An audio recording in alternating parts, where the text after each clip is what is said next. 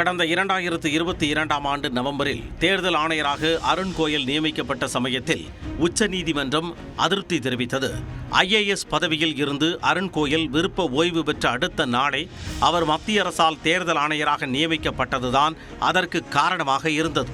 இப்படி சர்ச்சைக்கு நடுவே தேர்தல் ஆணையராக பதவிக்கு வந்த அருண் கோயல் தற்போது மக்களவை தேர்தல் தேதி அறிவிக்கப்படுவதற்கு சில நாட்களுக்கு முன்பாகவே பதவி விலகி மீண்டும் அதிர்வலைகளை ஏற்படுத்தியிருக்கிறார்.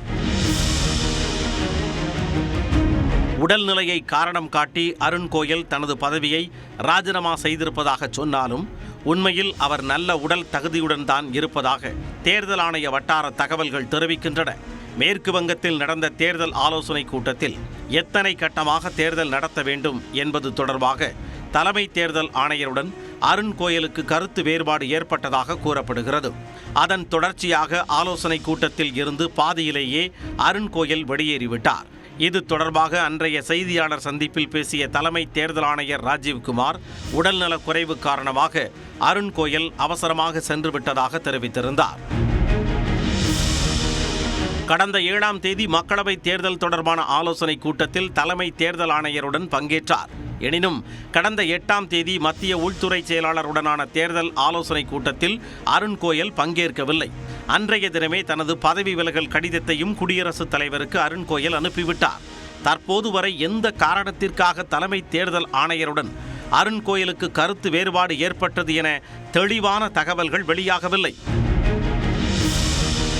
இதனிடையே புதிய தேர்தல் ஆணையர்களை தேர்வு செய்வதற்காக பிரதமர் நரேந்திர மோடி தலைமையிலான தேர்வுக்குழு கூட்டம் வரும் 15ஆம் தேதி மாலை நடைபெறவுள்ளது.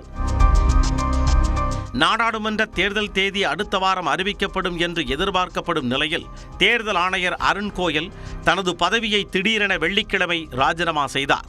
மற்றொரு தேர்தல் ஆணையர் அனுப் சந்திர பாண்டே கடந்த மாதம் ஓய்வு பெற்றார். தற்போது தேர்தல் ஆணையத்தில் தலைமை தேர்தல் ஆணையர் ராஜீவ்குமார் மட்டுமே எஞ்சியிருக்கிறார்.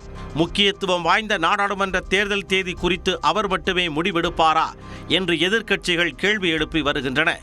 இந்நிலையில் புதிய தேர்தல் ஆணையர்களை நியமிப்பது தொடர்பாக பிரதமர் மோடி தலைமையிலான தேர்வுக்குழு கூட்டம் வரும் 15ஆம் தேதி மாலை 6 மணிக்கு நடைபெறவுள்ளது.